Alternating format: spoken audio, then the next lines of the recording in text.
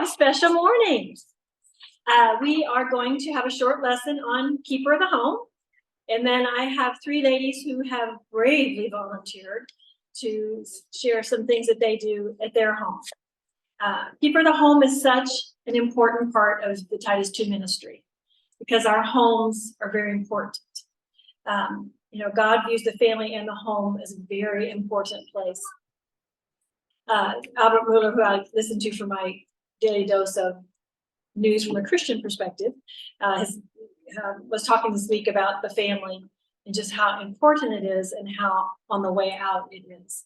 If we take away a mom and a dad and we take away the ability to have children and we dispose of the children that are coming, we're going to end up with no families and no culture and no country. So, actually at the home with a mom and a dad is the place where our children learn who Jesus is. And we can't make them believers, but we can show them. We can walk it out, and it is such an important place. And so, you know what? Let me just start by reading Titus 2. Not like y'all don't know it, but I wanted to point out something.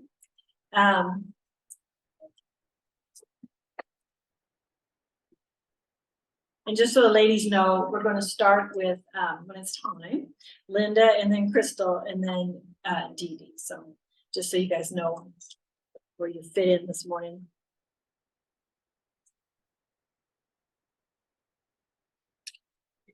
The other thing that you should know is as I stand here teaching about keeper of the home, there are 3 piles of laundry on the guest bed unfolded.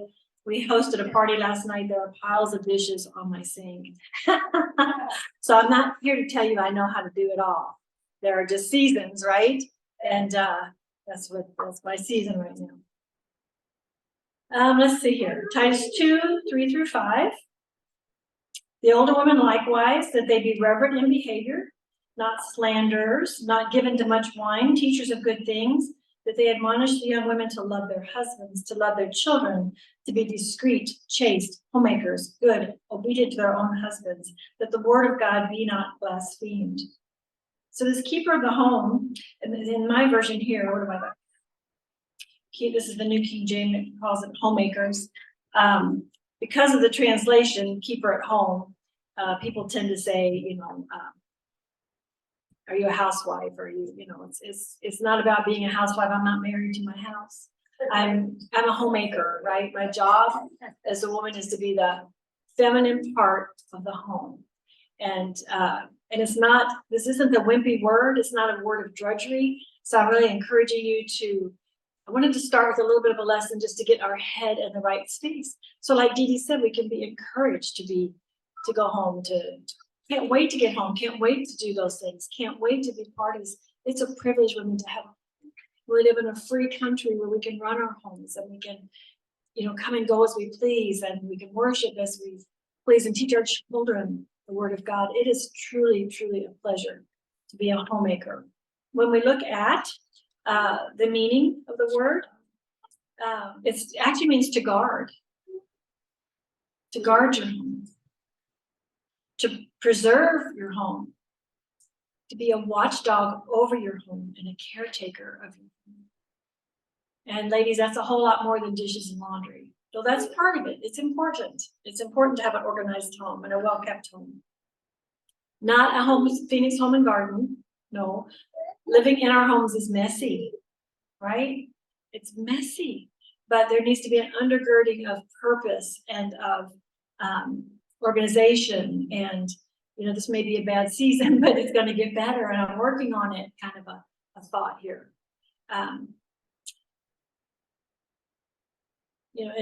And it's more than just, like I said, doing the basics. We're also talking about maybe managing. We manage our homes, right? We have to manage our time. We have to manage our children's time. We have to be available for our husbands and doing the things that he requires, because ladies, we are his helpmeet. He is not ours. Right? And working outside the home now is very common and sometimes necessary. We have people doing all kinds of things to try to establish their homes with a new younger generation. Some of them are living with parents longer, getting married and living at home longer. It's just hard. Sometimes they both decide to go into work is the way to make those ends meet. But if you can stay home, I encourage you to do it. If you get the privilege of staying home for however long, take it, treasure it, don't squander it. And, you know, we are still keepers of our home, no matter what that looks like right now. And it looks like different things in different seasons. But that is our domain. That's what we're called to do. So that's our responsibility. And our husbands are not called to be keepers of the home. You may have a great husband who helps so much, and thank the Lord, right? And he realizes that since you're sharing in the working duties, he needs to share in the keeping duties. But that does not make him keeper, and that does not make us leader. We still have our roles that God has given us. And however you divide that up in your family, that is none of my business. That is between you and your husband. So make sure that no matter what you think keeper of the home looks like, that's what he requires. That's what he's looking for from you. I know sometimes I do things for my husband. I think, oh, he's going to be so happy. He didn't notice, you know, but then he's going to notice the fact that he had asked me to do something and I didn't get it done. Did you know any time? Don't you know how, you know, the doorknobs are shining? I mean, honestly, you know, so we need to be careful that we are serving him as we are called to do. You know, it's true, don't you? It's, you know, and I know, you know, I think I've told y'all one thing my husband hates is if I take the trash out and put it by the door. And I don't do that to make him take it out. I do that because I'm going to get to it. But if he comes home and I haven't gotten to it, it's really a hard thing for him to come home and see that, hey, you're just here to take out my trash, you know? So I really try hard not to do that. If I'm going to take it out, I go ahead and get it out of the house. But what does your guy want? What does homemaker mean to him? So there are all kinds of things. I was going to read you this one little, it was a letter that came into Ann Landers. Is there anybody who doesn't know who Ann Landers was? I was thinking, some of you young ones. Julia, do you know Ann Landers? Do you know Ann Landers? Okay. Holy cow. Oh, that's so old. Well, yeah. Ann Landers was a column, and I still think sometimes you can see her. You know, some of the papers will carry her, but Ann Landers was a advice giver in the paper for years and years and years and years. And people would write in, and if I see it, I stop and read it. I don't know, what is that? That's a work thing. I don't know. What are your problems, and how's she going to solve them for you? But she had pretty good advice, not biblical advice or anything. But she was very common sense. And she ended up with a lot of relationship type questions. Okay, so this person wrote into her column, and here's what she says. She says, here is my job description. I'm a housewife. I'm a wife, a mother, a friend, a confidant, a personal advisor, a lover, a referee, a peacemaker, a housekeeper, laundress, chauffeur, interior decorator, gardener, painter, wallpaper, dog groomer, veterinarian, manicurist, barber, seamstress, appointment manager, I'm only halfway done, financial planner, bookkeeper, money manager, personal secretary, teacher, disciplinarian, entertainer, psychoanalyst for sure, nurse, diagnostician, probably too much with Google these days, public relations expert, dietitian and nutritionist, baker, chef, fashion coordinator, and letter writer for both sides of the family. I'm also a travel agent, a speech therapist, a plumber, an automobile maintenance and repair expert. And during the course of my day, I'm supposed to be cheerful and look radiant and jump in bed at a moment's notice. I figure it would take over $75,000 a year to replace me. Now this letter I think is at least 10 years old, so we'll double that, 150,000. I tell you, at least. I took time out of my busy day to write this letter in because there are still ignorant people who believe that a housewife is nothing more than a babysitter who sits on her behind all day and looks at soap operas. Now, what do I get out of my job in the absence of a salary? Joy, happiness, hugs, kisses, smiles, love, self-respect, and pride in knowing that I've done a full day's work to ensure the physical and emotional well-being of those I love. Now, if you want to classify me as just a housewife, go ahead. Isn't that sweet? So very true. And, you know, ladies, I think being a mom, you know, there's not a lot of thank yous, not a lot of accolades. You don't get to go to work and get a promotion or a raise, right? But Jesus sees, Jesus knows, and it's what he asks and requires of us. So, and kind of going back to the definition a little bit in being a guard, I was thinking through some verses for this, and I thought, one of the things that I can guard my children from is my crazy mind and my sin. I can guard my children with a sound mind. That's one of the best gifts I can give my children. Look at Ephesians 4. The whole part of the chapter is talking about the new man. It's talking about not grieving the Holy Spirit. And Paul says, let all bitterness and wrath and anger and clamor and evil speaking be put away from you with all malice. And be kind to one another, tender-hearted, forgiving one another, even as God in Christ forgave you. How can you go wrong with that in your family, right? God even tells us, he doesn't leave us alone and tell us to figure it out. He tells us, this is what I expect of you. And I'm not asking you to do it alone. I'm asking you to be filled with the Holy Spirit and do it through my strength. So we can protect our family emotionally, from our outbursts or bitterness, unsound decisions, all those things. Then we need to protect our home spiritually. In Philippians 4:6, it tells us to be anxious for nothing, but in everything by prayer and supplication with thanksgiving, that your requests be made known to God. So I need to cover my family in prayer. Most importantly, pray for the faith to believe God at his word and for the wisdom to be a good mom. I know everybody here wants to be a good mom. And I know everybody here has regrets. But God, you know what? We can start again right now, right this minute. And Thursdays are a great reset, aren't they? And spiritually, we need to realize, who is the enemy? My husband is not the enemy. My children are not the enemy. Oh, they just, I've given up everything for this family. No, you haven't. God gave up his life for us. And our protection comes from the armor of God. And that's in Ephesians 6. I'm not going to go deep into anything, ladies. I'm giving you things to think about. Because I want these other ladies to get to share with you. But we put on the whole armor of God. Protection against the enemy. Psalm 143:8 says, cause me to hear your loving kindness in the morning, for in you do I trust. Cause me to know the way in which I should walk, for I lift up my soul to you. That's where we should start. I know some people say they're not a morning person.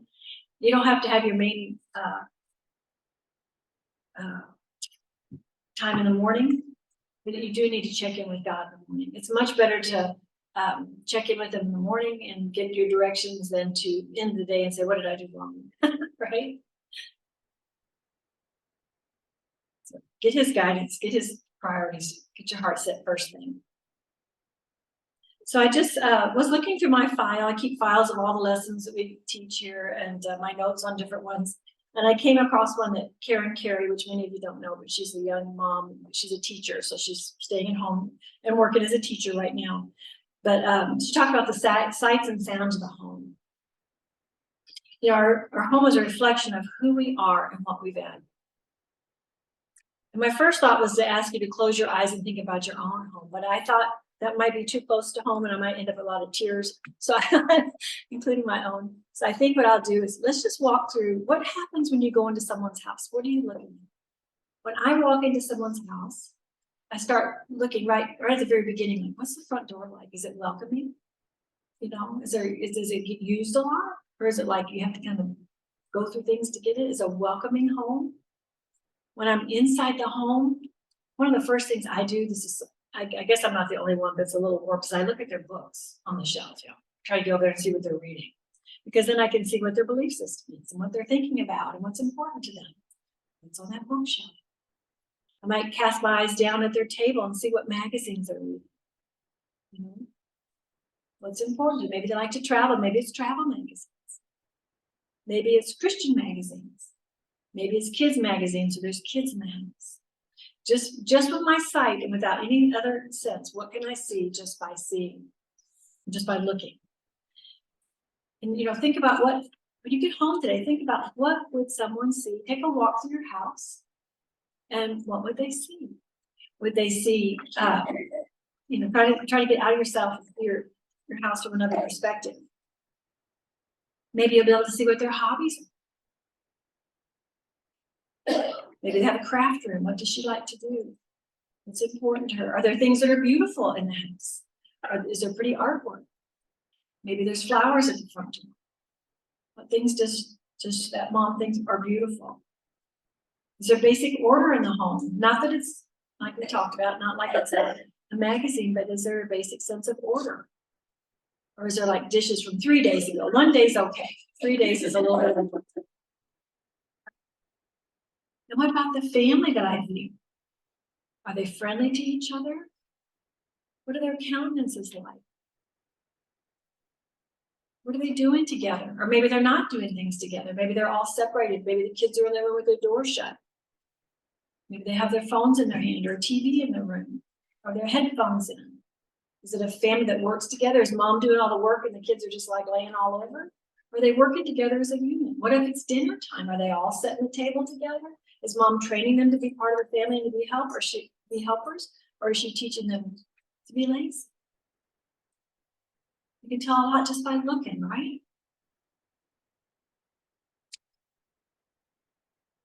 How about the sounds? What are the sounds in them?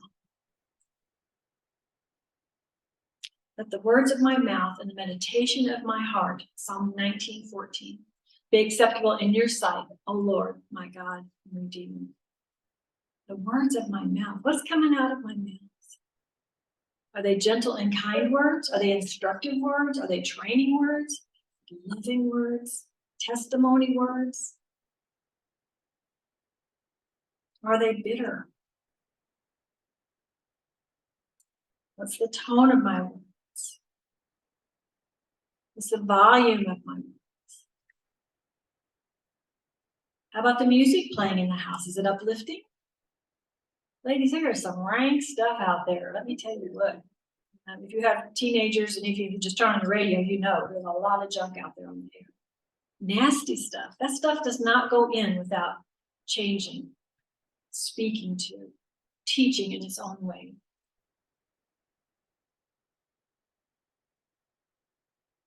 Is there laughter? People having fun? That was always really important to my mother-in-law. She wanted to make each of her kids laugh every day. Just wanted to see them be happy, Just look at them and smile, or they're silly family. They do all kinds of crazy things and make each other laugh. I had to learn that. We didn't have laughing in my family. I thought that was awesome. How about touch? I kind of couched this with feeling because touch was a little bit hard, unless I wanted to talk about is your floor all gritty when you walk through? Is it crunch? You slide off the toilet because it's so dirty. I don't know. I don't know. I thought more of a feeling. It was a little more to our topic. Do I feel welcome? People feel welcome when they walk in my home. Another kudos to my mother-in-law. She's 93. So she's seen, 2-3 generations now. And we think things have changed so much. She's seen change. She was just in a tiz the other day because pictures she saw of her granddaughter, not mine, not that I know of, just in teeny, tiny string bikinis. That was it, on a beach. They were on vacation. She was just so undone by that. But you would never know that. When you come in her house, you're welcome. It doesn't matter. When you come in her house as a guest, she welcomes you. People don't care what we think is right or wrong if they don't know that we care about it. She has a charming way of making people feel welcome. One time I've seen her be ugly to somebody, and it wasn't in her own home. I guess I need to thank her for those things. So as far as touch and feeling, is there a little love language going on? You pet those kids when you walk by. If the boys are a little older, punch them. I think that's awesome. That lets them know you love them. Their hugs and kisses. We talked about the boy crisis. Like, you know, do you give your family space for the boys to wrestle and for the guys to just do what they want, you know, with their own kids, to wrestle and have fun. I love that video, by the way, Laura. That kind of spoke to that word she said. Yeah. Oh, there you are. Yeah, just that daddy playing with his kids. Didn't you love it? I just loved it. So is it a place that feels safe? Will I be accepted? How about smells? In 2 Corinthians 2:14-25, it talks about the fragrance. We are to be the fragrance of Christ. Ladies, am I full of stinking thinking, or am I an aroma to Christ? My thoughts, if you think about, you know, what if your thoughts really generated an odor? You know? Oh, is right. That's my oh. I have to echo that. I echo that, yeah. That's it. Don't we love visuals? You know? Is it like incense or is it like rotten garbage? You know? That's a great way to spot check our attitude, is to think about, are these thoughts aromas to God? Everybody loves things that smell good, don't they? They call me the nose at home. I smell the least little bit of anything. And it's really unnerving when things bother you that way. But it's awesome when they smell great. And nothing better than a great candle. Right? How about taste? Psalm 34:18 is taste and see that the Lord is good. I was thinking, you know, what kind of taste do I leave in the mouth of others? Is it a bitter taste? Sweet taste? In Proverbs, it talks about it's better to live on the rooftop than in a house with a nagging woman. What taste am I leaving in people's mouths? Oh, don't want to go back there. I don't want seconds. Thank you. I don't need any more.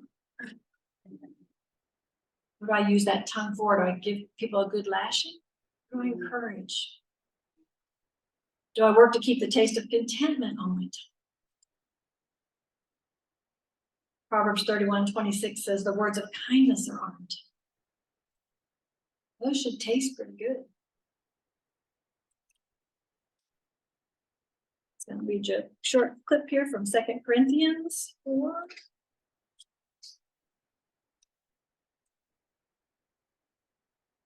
You know, when you have an old Bible, they almost turn to the page you're looking for.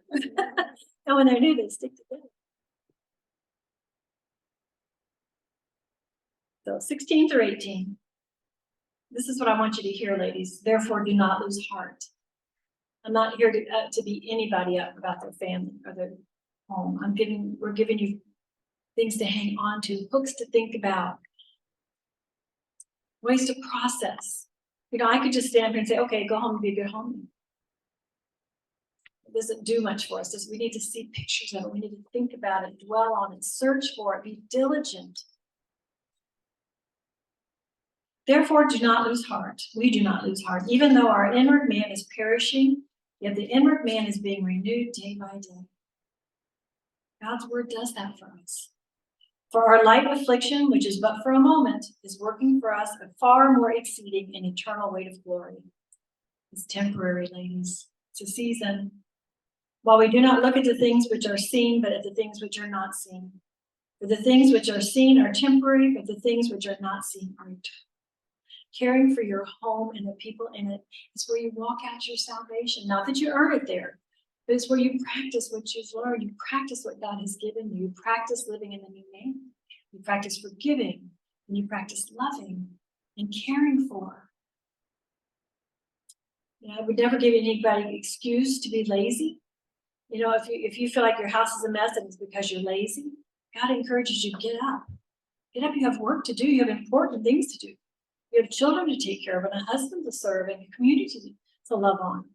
We are not to be lazy. We have a huge job as homemakers. But we get better all the time, don't we? We should. If we're living with the Lord, He should be peeling off those layers and we should be doing better and better all the time. There are things I know now I wish I had known my children. I think that's why we have the older women teach the younger women. But it's not a place just to have lip service. We don't want to blaspheme. We want to walk out there. Your husband homework. What would you like me to be doing that I'm not doing? And what do I do that you love that I do that I shouldn't quit? You know, what is his version of help me? How can we be his help me? So with that, ladies, now we got it in context. We're going to start with Miss Linda Hernandez is going to come up. And Linda, come on up.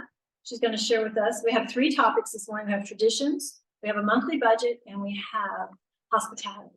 So we're going to hit it all over the place. We have to come up with lots of great ideas to get us through the season. Come on up, girlfriend. Linda, I don't think everybody really knows you.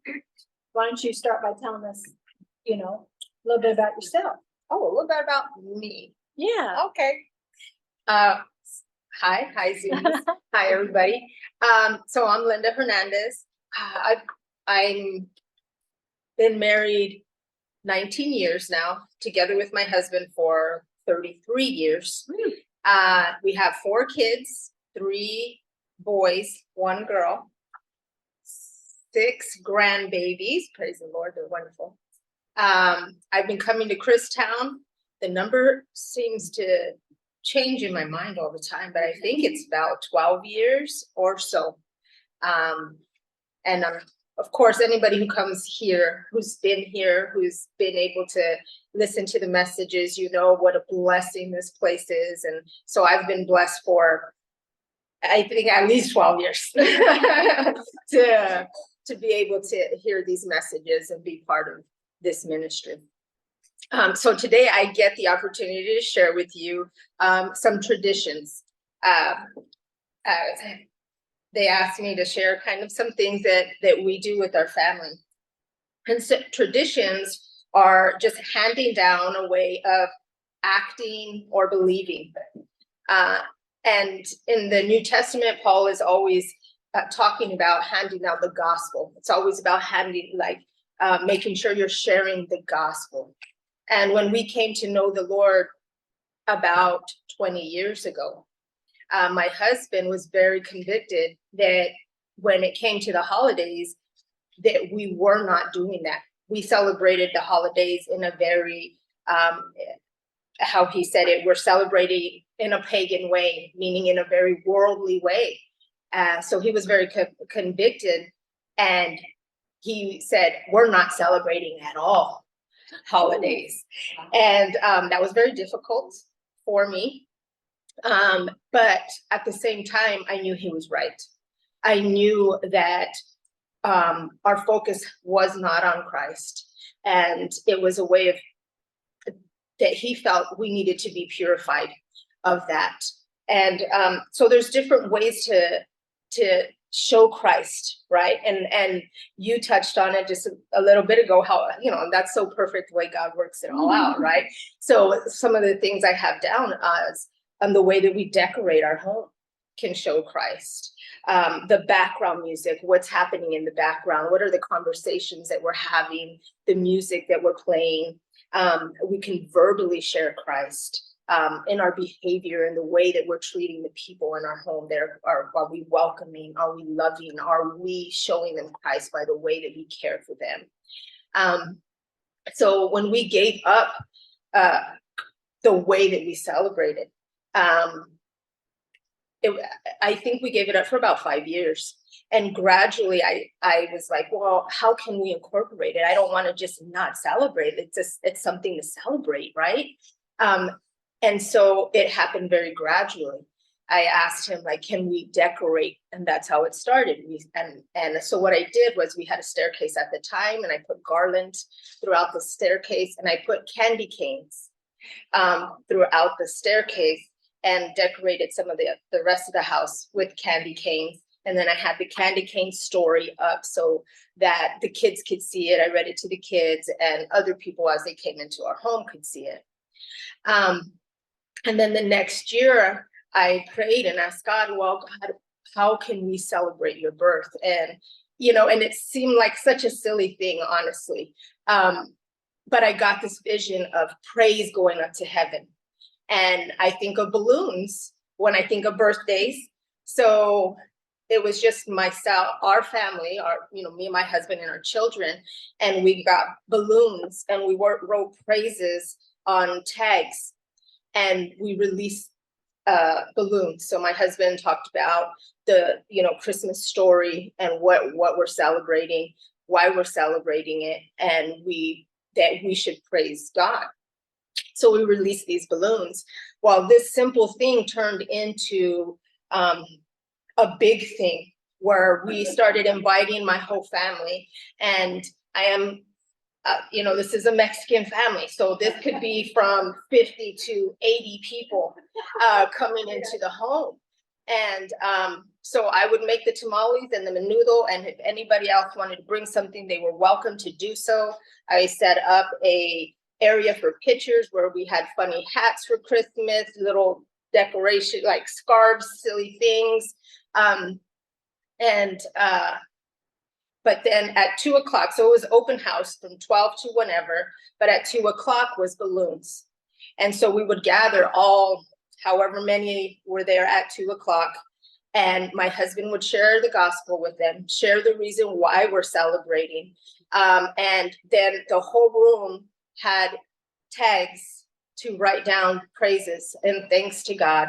And we would there was a park across the street, and we would march however many of us, this whole gang of people across the street with all of our balloons, and we would release them. And it was just so beautiful to watch, because we would eventually go off into our own little family groups, and you could see each little family just like, oh, look, there's mine, or there's mine. And just these tags of praise flying through the air, hundreds, it felt like. And it was really beautiful. But then things changed, and my husband wanted to start celebrating Christmas with his family, which would be too much financially. It would be too much time-wise to do both of these things. But at the same time, it was a blessing, because then that's when we started having grandbabies. And then, so we were able to rein it in and be with just, our family again to celebrate Christmas. And so I found this book at Sam's Club, I think is what it was. And it's just a simple explanation of the Christmas story. And what I would have the grandbabies do is I would put all the nativity scene in a box, and I would have them pick out one of the nativity, like people from the nativity. And as I read the story, when it came to that person, they would be like, oh, there's Mary. Oh, me, Joseph, just to make it interactive with them. And now my oldest granddaughter is the one that started reading the story. So it's really precious. And a couple years ago, we got it started with Thanksgiving. So we weren't no longer doing the balloons, but what I did was I still had them write their Thanksgiving on tags. And what I would do with that is I would make a chain garland out of that praise, and we would wrap that around our tree. So all the praises that we were giving God is wrapped around our tree. And then as soon as all the tree is decorated, I give each one of the kids their candy cane, and I would read them. I have the story of kind of how the candy cane came to be, and just kind of like a small poem of the candy cane. This year I just read the poem. It was short and sweet. And so that they know why we're celebrating. And that's what it is that Christ is being represented and shown. They know the reason that we're celebrating. If God gives you a simple idea, and I know for me, I think, well, that's silly, but maybe it's not so silly. Go ahead, try it, see how it goes for you, if it works for your family, and don't be disheartened when the things you do change or have to change for whatever reason, because the reason you're doing it will never change. It stays the same. So long as you're still telling them the truth, showing them the truth, then you're good.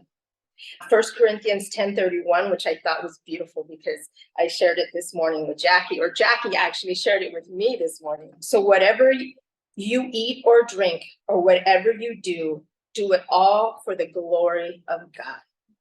So however you guys celebrate it, do it for the glory of God. And I hope this encourages you after to talk about ways that you guys celebrate. Maybe it'll spark ideas, amongst the group too. So that was so cool. Thank you, Linda. Now we're gonna have Crystal come up. I'll have Crystal introduce yourself a little bit. Now, if we go over, don't panic. We'll just shorten our downtime because I want to get all three ladies. So here's Crystal.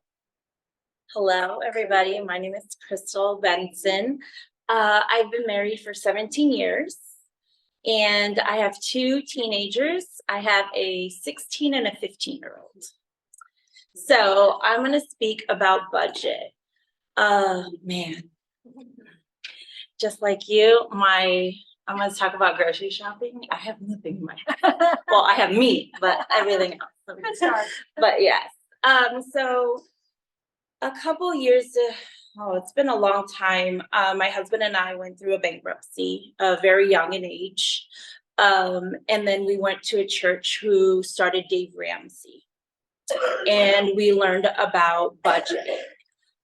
With that being said, our biggest budget that we stick to is grocery shopping.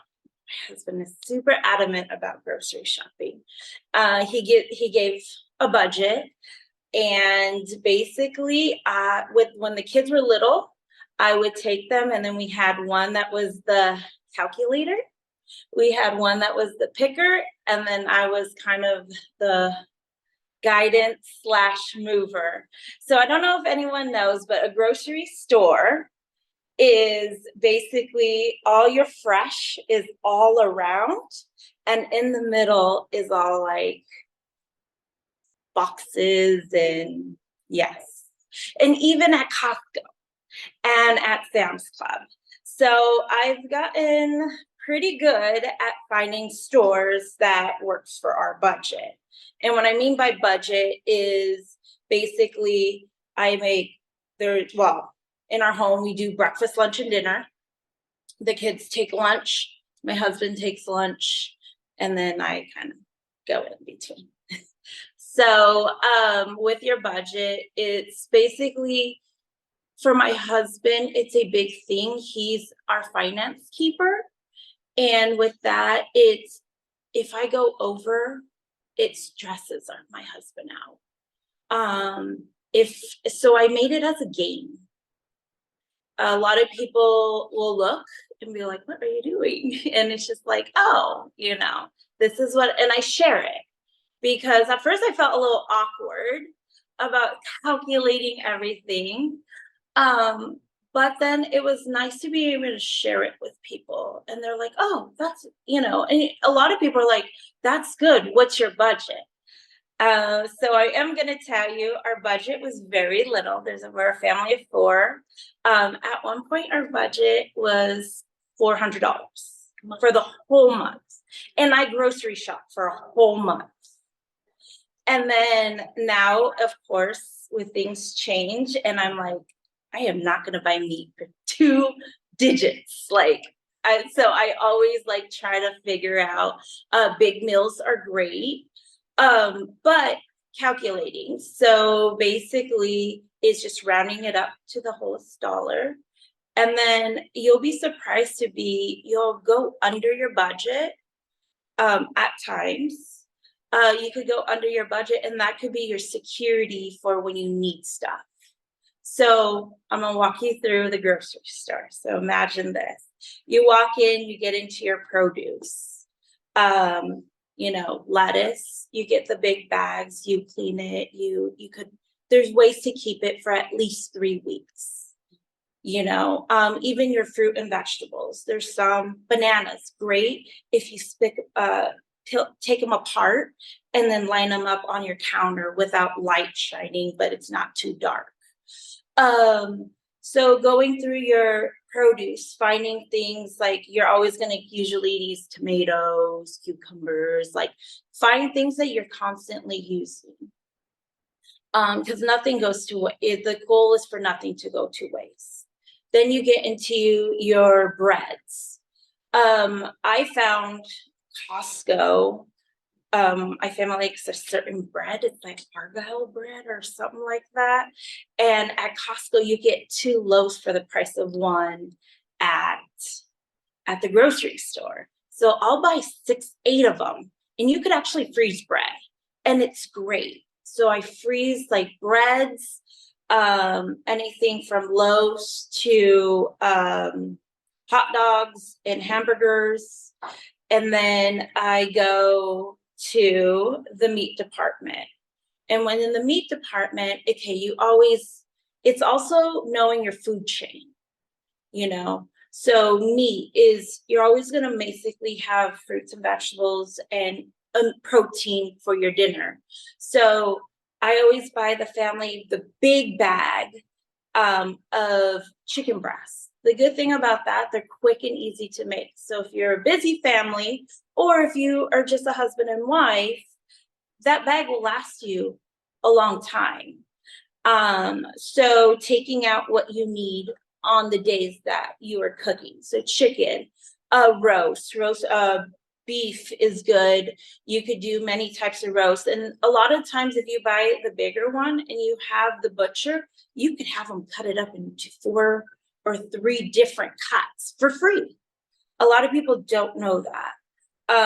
And then I always do like a fish or a shrimp. So finding like certain fishes now are individually wrapped. Frozen is okay. A lot of people think, oh, it has to be fresh, like healthy wise. And no, frozen, they literally put it in this autoclave to freeze it quick versus a short term or a longer process term of freezing. So also veggies, frozen veggies are equivalent is to fresh veggies. So that's another thing. But anyway, so I do shrimp, and we use tilapia. So with the shrimp, I could sometimes I get the big bag where then I turn around and I use only a certain amount. So I try to do 4 dinners per whatever meal of meat I'm using, of protein I'm using. So just kind of going it that way. Then you get into your frozen section. Quick breakfasts, my kids like, and my husband likes the biscuits. So I always get the biscuits, and sometimes they're a little bit more. So I will get less, but something where the kids could start cooking. So we taught our kids to start helping us cook about 3rd, 4th grade. And then there was a time where we broke it up where everyone had a day to make whatever dinner they want. So then you're teaching the kids, and then you're kind of relieving your stress, but also teaching them when they get older. So finding the breakfast, eggs at the time I would have to buy the 5 dozen. So, and that would last us for just the month. And you know, I don't buy soda, so it is water. You get your milk and your orange juice, and then of course coffee. Now everyone drinks coffee in my house, so we have to make sure so managing your budget to make sure, you know, those things get covered. And then my husband's a sweet guy, so I always find ice cream. Or in the summer, I buy like the big old bag of like the little Polar Pops, because they're cheap, and that could sometimes satisfy. And then I go into the middle, and this is where I try to stay as much away from the middle as possible, just for at least my family's sake. But I do make sure, you know, like mac and cheese, like certain things that the kids are able to do. But when you go through the middle, I go to every single aisle. And so within that, it makes me really look and to be like, okay, do we really need this? How much do I have of this? With doing this whole process, I have then built just extras of everything. So now every month, I didn't maybe have to buy meat, or I didn't have to go in the middle as much. Then I could go more on the produce side, or more on things that everybody needed. So yeah, that's kind of how I go around the stores. The one thing that, again, it's helped in many ways, but the best nugget I could say is always ask your husband what he wants. And when you come home, making sure your kids know that is dad's treat. So yeah, that's kind of Thanks. That was great. Thank you. I'm inspired. Totally inspired. Thank you, Crystal. Next, I don't need to introduce. We have Didi coming up. Everybody knows Didi. Didi, come on up. Didi's going to share on hospitality. I guess I took too long in the beginning, but I think what we'll do is second hour. I'd encourage you guys to email. Be ready to share second hour what you do in your home, and then we'll write them down. Then I'll send out an email for everybody, because really the goal of that is to share with each other ideas that would help in your home. So Didi's. I am going to talk a little bit today about strategies to be able to offer hospitality in your home. And Jennifer touched on this, and by the way, great ideas and tips, and I appreciate everything so far. I think it's important, if you have a goal of offering hospitality, that your home just needs to be tidy enough that you're not discouraged from opening your home, but it don't strive for perfection that is going to also disable you from being able to have people in your home. You need to find kind of a sweet spot. Because I value inviting people in, I make deliberate choices about keeping things simple so that it isn't complicated if I want to have someone in. And some of that for me is minimizing clutter and cleaning, so that it isn't that hard if someone says, hey, can I come by? And I also want to just say that offering hospitality doesn't necessarily mean you have to have people in your home. There are reasons that sometimes we can't open our home to others, as much as we might have a desire to do so. Either our husband isn't comfortable with it, maybe we have someone else living in our home and it's not really conducive to inviting outsiders in. And there are ways to offer hospitality outside of your home. One way is when we come here and we bring something to share, and we love one another, and we welcome people to our tables.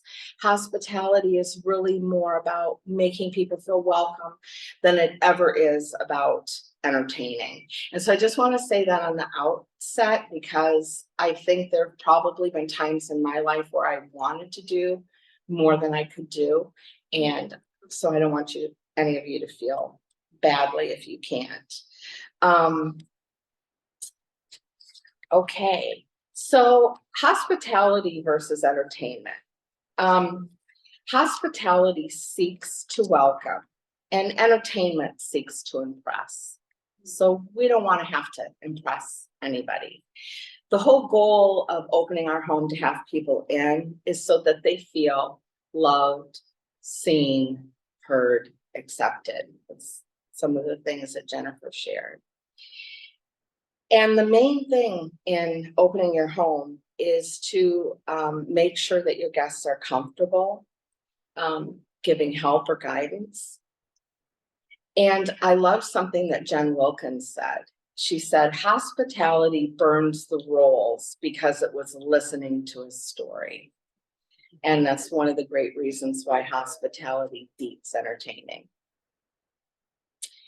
So one of the things I wanted to share with you is how to make having guests less intimidating.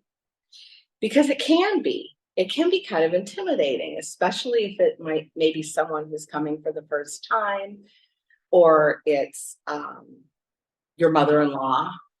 That can strike fear into the heart of people because you're, thinking you might be being evaluated. But if you involve your guests in the giving of hospitality, it can be a lot less intimidating. So rather than focusing solely on servicing guests, let them work alongside you. And this is great to implement when your kids are little or your grandkids are little, or when you welcome a new daughter-in-law or son-in-law into your home, to normalize working alongside you. And so, for example, I recently had the opportunity to have a house guest. And if any of you have siblings who come to visit from another place, or in-laws that come, married couples that might come and stay with you in your home, if you know that they're coming and they're going to stay for a few days, it's okay to say, is there a meal that you would like to bring, prepare, and clean up after, to, add into the family, meal schedule? I know Rhea does a lot of big family vacations, and that's one of the things that she does that makes gathering together simpler, is they assign meals. And each has a night where they prepare a meal, and they're responsible for purchasing and preparing and cleaning. So that's, it's okay to do that. I'm just giving you permission to say, oh, you want to come and stay for 5 days? Oh, that's awesome. What meal would you like to, what meal would you like to do? And also, with my guest happened to be my brother, and we were going to have people over because he was visiting, other people were coming to visit. And I just said really casually, would you just do me a favor, just kind of tidy up your area, the bathroom that you're using, because that's the guest bathroom.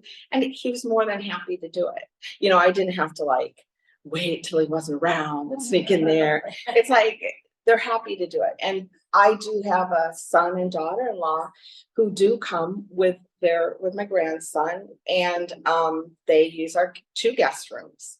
And I just say, sweetly, everyone will be here at 4. Could you just kind of tidy up? And she's wonderful. Actually, I don't even have to really say it now, but I had to kind of normalize that, right?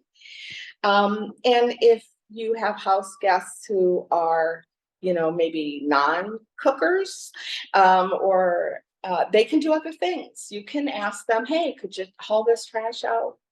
Would you be willing to, I actually have a whole list, but I'm just gonna, but you have to be prepared to do that. So this event that my brother was here, so I invited nephews I hadn't seen for a while, my other brother, my kids, and my husband was running late from a task that he scheduled immediately before people were coming. And he was also bringing a few groceries home, and he walked in late, and they walked in right behind him about an hour early. And so I will confess that the first thing I said was, "You're early," which I'm really trying not to do. But if you ever come to my home and I do that, just love me anyway. because but actually, I was able to ask my daughter-in-law, "Hey, could you prepare the coleslaw? Just slice cabbage and pour ranch dressing in." She ended up making a real actual coleslaw with real actual dressing, which I didn't even know she knew how to do. So sometimes you open yourself up to real surprises by allowing other people to come in and do things. If you know you're going to be gathering with a large group, obviously a potluck is awesome. And then everybody can just bring something and take their dishes with them. Plan for people to ask you, what can I do for help? What can I do to help you? When you walk into someone's home, you're going to say that. You're going to say, what can I do to help you? Is there anything I can do? It's okay to have a list. It's okay to say things that can wait till the last minute. How are you at putting a cheese and cracker tray together? Go for it and don't judge. Could you take the dishes that are in my sink and stick them in my dishwasher real quick? And don't judge. If they load it wrong, run it twice. What?